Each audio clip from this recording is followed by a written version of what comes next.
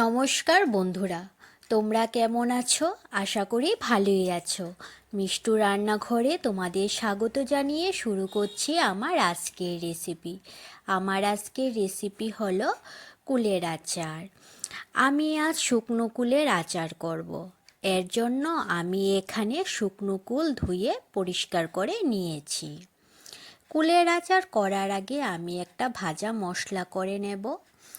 এর জন্য আমি গ্যাসে কড়াই বসিয়ে দিয়েছি। শুকনো কড়ার মধ্যে আমি দিয়ে দেব 3টে শুকনো লঙ্কা আর দিয়ে দেব 1.5 চামচ মৌরি। 1.5 চামচ মৌরি দেওয়ার পর এর মধ্যে আমি দিয়ে দেব 1 চামচ ধনে আর তেজপাতা।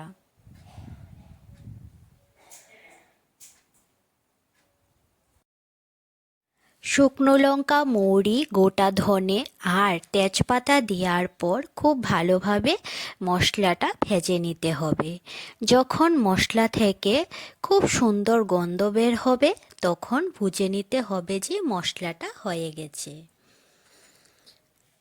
মশলাটা হয়ে যাওয়ার পর এখন আমি মিক্সিতে দিয়ে গুঁড়ো করে নেব। মশলাটা গুঁড়ো করা হয়ে গেছে। এখন আমি আচারটা করে নেব। আচার করার জন্য আমি গ্যাসে কড়াই বসিয়ে দিয়েছি। দিয়ে দেব অল্প পরিমাণ সর্ষের তেল।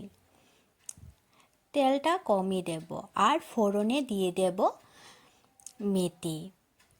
মেথিটা যখন কালো হয়ে আসবে তখন এর মধ্যে আমি দিয়ে দেব গুড়। আচারটা আমি গুড় দিয়ে করব, এই জন্য আমি এখানে গুড় দিয়ে দিচ্ছি পরিমাণ মতন। তোমরা যদি মিষ্টি আচার খেতে পছন্দ করো তাহলে মিষ্টির পরিমাণটা একটু বেশি দিতেই পারো। গুড়টা দেওয়ার পর সঙ্গে সঙ্গে আমি এখন জল দিয়ে দেব। আচারটা আমি গুড় দিয়ে করছি কারণ আচার গুড় দিয়ে করলে আচারটা আঠালো হয় আর গুড়ের আচার খেতে খুব ভালো হয়। গুড়টা গলে যাওয়ার জন্য আমি খুন্তি দিয়ে গুড়টা নাড়তে থাকবো। গুড়টা গলে গেছে, জলটা ফুটেও এসেছে। এখন আমি এর মধ্যে দিয়ে দেব কুলগুলি। কুলগুলি খুব ভালোভাবে সেদ্ধ করতে হবে, তাহলে আচারটা খেতে খুব ভালো লাগবে। কুলগুলি আমি নেড়ে গুড়ের জলের সাথে কুলগুলি মিশিয়ে নেব। এখন আমি কুলের আচারের মধ্যে দিয়ে দেব পরিমাণ মতন নুন।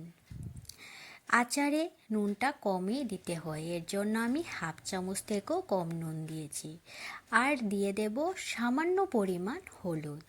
তোমরা চাইলে হলুদটা নাও দিতে পারো।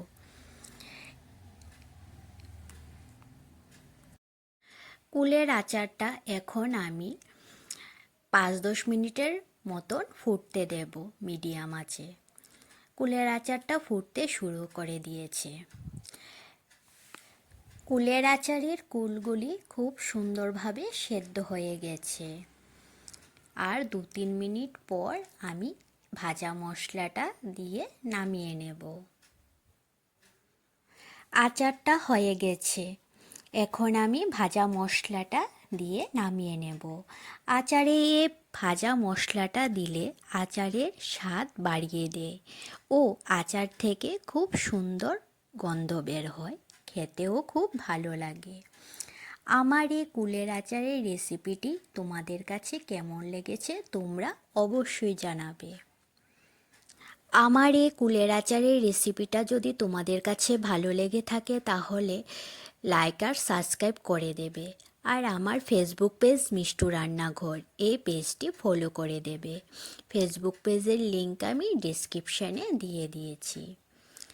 আচারটা আমার হয়ে গেছে, এখন আমি বাটিতে নামিয়ে নেব। এই শুকনো কুল দিয়ে আচার এভাবে করলে তোমরা অনেক দিন ঘরে রাখতে পারবে, আচারটা নষ্ট হবে না।